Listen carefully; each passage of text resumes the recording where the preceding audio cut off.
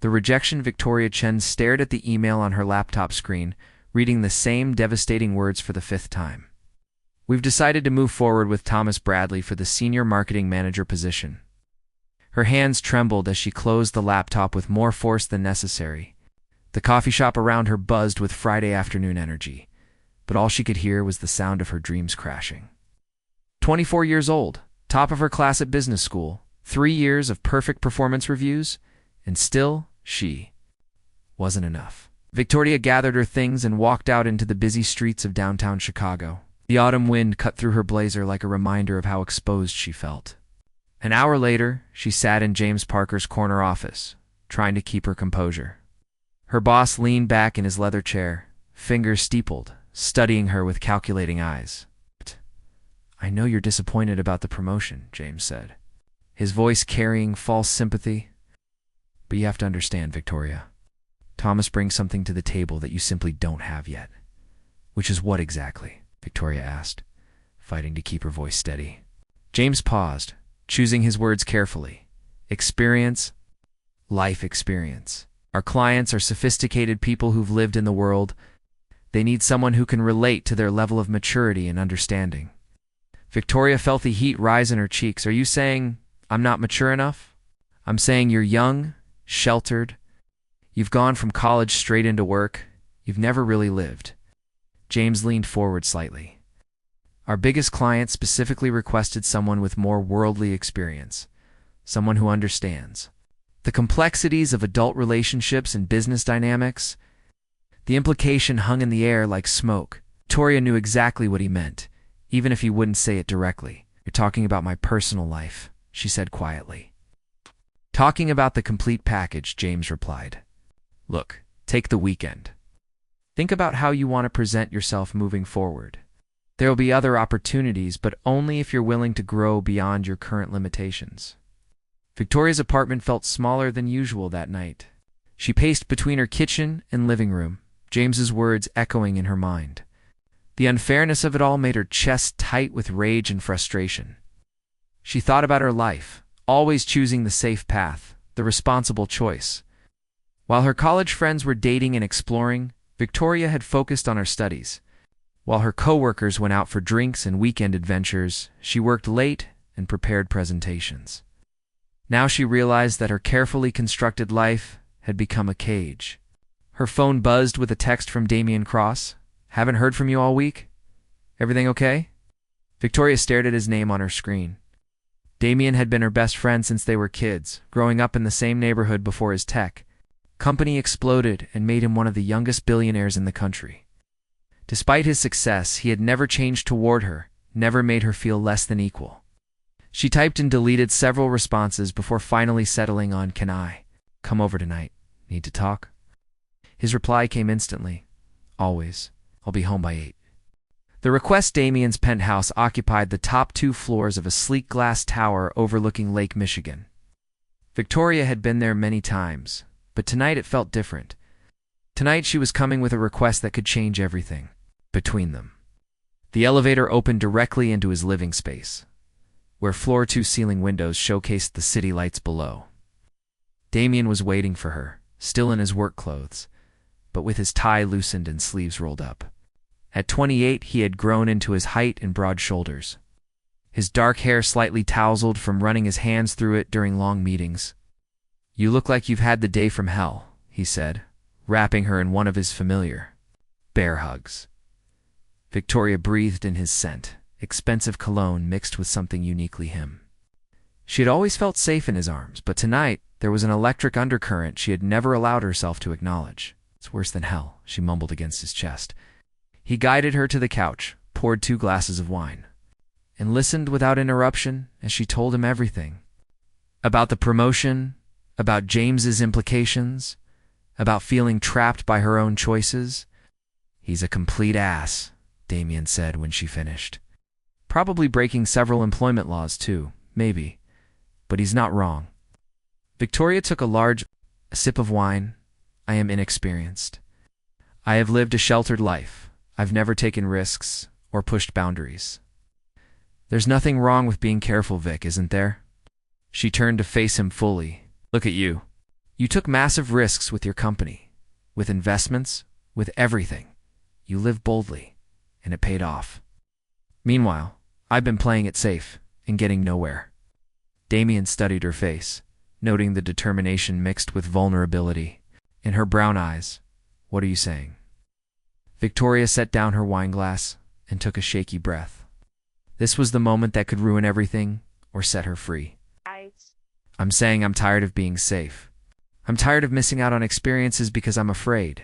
I'm tired of letting other people's expectations control my life." She stood up, pacing to the window and back, nervous energy radiating from every step. "Damian, you know me better than anyone. You've seen me at my worst and somehow still stick around. You're the only person I trust completely." He remained seated, but she could see the tension building in his shoulders. "Victoria, where is this going?" "I want you to be my first," she said in a rush, the words tumbling out before she could stop them.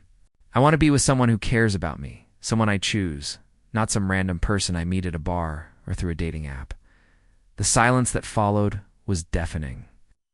Damian stared at her, his expression cycling through surprise, concern, and something darker that made her pulse race. "You're not thinking clearly," he said finally, his voice rough.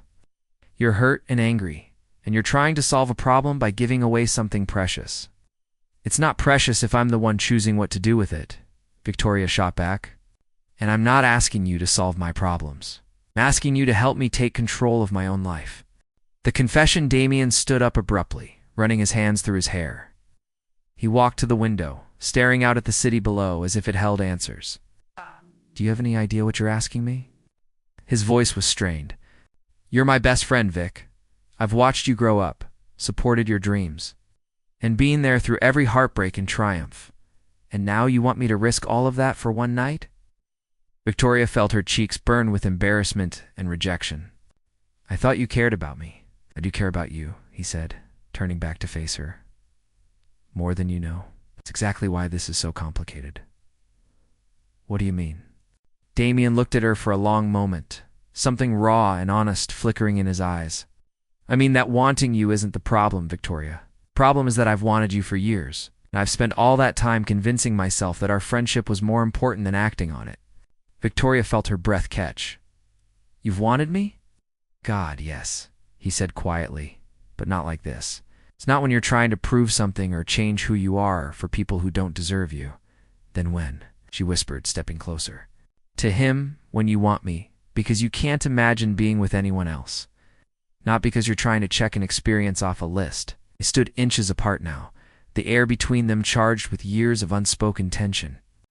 Victoria could see the conflict in his eyes, the war between desire and protection playing out in real time. "What if I said it wasn't about the experience?" she asked softly. "What if I said I've been thinking about you differently for months, but I was too scared to risk our friendship?" Damian's control wavered. His hand reached up to cup her cheek, thumb brushing across her skin with infinite gentleness. "Don't say things you don't mean, Vic. I've never meant anything more in my life." He leaned closer, their foreheads almost touching. Victoria could feel his breath on her lips, could see the exact moment his resolve began to crumble. "Change is everything," he murmured. "Maybe it's time for everything to change," she whispered back. For a heartbeat, it seemed like he would kiss her. The moment stretched between them, full of possibility and promise. But then his phone rang, Rebecca's name flashing on the screen, and reality crashed back down around them. Damian stepped back. As if he'd been burned, the spell broken. "I should take this," he said, his voice thick with regret. Victoria nodded, wrapping her arms around herself. "I should go." "Victoria, wait." But she was already heading for the elevator, unable to handle the awkwardness of listening to him talk to his girlfriend after what had just almost happened between them. "Think about what I said," she called over her shoulder as the elevator doors began to close. "Sometimes the biggest risk is not taking one at all." As the elevator descended, Victoria pressed her back against the wall and closed her eyes. She had crossed a line tonight, one that couldn't be uncrossed. Whether that would lead to everything she wanted, or the loss of her most important relationship, remained to be seen. But for the first time in years, She felt truly alive. The charity gala, 2 weeks passed without contact between Victoria and Damian. Victoria threw herself into work with renewed determination, staying late every night and volunteering for projects no one else wanted. She told herself she was proving her worth, but really, she was trying to exhaust herself enough to stop thinking about him. The annual Chicago Children's Hospital Charity Gala was one of those events Victoria normally avoided. But James had made it clear that attending would be good for her career. She bought a dress she couldn't afford, a deep emerald green number that hugged her curves and made her feel more confident than she had in weeks. The ballroom at the Palmer House was filled with Chicago's elite, all glittering jewelry and perfect smiles. Victoria nursed a glass of champagne and made small talk with potential clients, playing the part of the sophisticated professional. She was listening to a pharmaceutical executive drone on about market trends when she felt eyes on her from across the room. Her gaze found Damian immediately, as if drawn by an invisible force. He stood near the bar in a perfectly tailored tuxedo, looking every inch the billionaire businessman. Rebecca was beside him, stunning in a white gown that probably cost more than Victoria's monthly rent. Their eyes met across the crowded room, and Victoria felt that familiar flutter in her stomach. Damian's expression was unreadable, but she could see the tension in his shoulders, the way his jaw clenched slightly when Rebecca placed a possessive hand on his arm. "Excuse me," Victoria murmured to the pharmaceutical executive, needing air and space to think. She stepped out onto the hotel's rooftop garden, grateful for the cool night air and the relative quiet. The city sparkled below, and she could hear the faint sounds of music and laughter from the party inside. Running away from me now, she turned to find Damian standing in the doorway, his tie loosened, and his usually perfect hair slightly mussed. "I could ask you the same thing," Victoria said, trying to keep her voice light. "Shouldn't you be inside with Rebecca? She's networking with some judges." Damian stepped closer, and Victoria caught a hint of his cologne mixed with the faint scent of whiskey. "I needed some air." "Funny, so did I." They stood in awkward silence for a moment, the weight of their last conversation hanging between them like a physical presence. About that night, Damian began. "What? You don't have to explain anything, Victoria," cut him off. "I put you in an impossible position. I'm sorry. Don't apologize for being honest about what you want." Victoria laughed, but there was no humor in it. "What I want seems to be consistently unavailable." Damian moved closer, close enough that she could see the flecks of gold in his brown eyes. "Is it? You're with Rebecca. You answered her call instead of kissing me. I got the message pretty clearly, did you?" His voice was low, rough with an emotion she couldn't quite identify, because I've been going crazy for 2 weeks thinking about what almost happened. Wondering what would have happened if that phone hadn't rung. Victoria's pulse quickened. "Damian, don't." "Don't what?" "Don't tell you that I haven't been able to think about anything else. Don't admit that being with Rebecca feels like a lie. Now, because all I can think about is you." The intensity in his voice made Victoria take a step back, but he followed, closing the distance between them again. "You want to know why I answered that call?" he continued. "Because I was terrified. Terrified that if I kissed you, I wouldn't be able to stop. Terrified that I'd do exactly what you asked me to do, and then lose you when you realized it was a mistake." "What if it's not a mistake?" Victoria whispered. "What if it is?" They stared at each other, both breathing hard, the air between them crackling with tension and unresolved desire. "I can't stop thinking about you either," Victoria admitted. "I know you're with someone else. I know this is complicated, but I can't make myself stop wanting this." "Wanting you?" Damian's control finally snapped. He cupped her face in his hands and leaned down, capturing her lips in a kiss that was desperate and hungry and years in the making. The choice Victoria melted into the kiss, her hands fisting in his tuxedo jacket as if she could hold him there forever. He tasted like whiskey and promises, and she felt herself drowning in the sensation of finally being where she belonged. When they broke apart, both were breathing hard, foreheads pressed together in the darkness of the garden. "I have to end it with Rebecca," Damian said, his voice rough. "I can't keep pretending when all I want is you. Are you sure?" Victoria asked, her heart hammering against her ribs. "Because once you do this, there's no going back. I can't pretend it didn't happen. I want to go back, he said firmly. I want to go forward with you. Victoria felt tears prick her eyes. What about my inexperience? What about me? Being sheltered and safe? Damian smiled. The first genuine smile she'd seen from him in weeks. Vic, you just asked your billionaire, best friend, to be your first and then kissed him in a public place while he was with someone else. You're not playing it safe anymore? She laughed, the sound bubbling up from somewhere deep inside her chest. I guess I'm not. Besides, he continued, brushing a strand of hair from her face, I'd rather teach you everything than watch you learn it from someone else.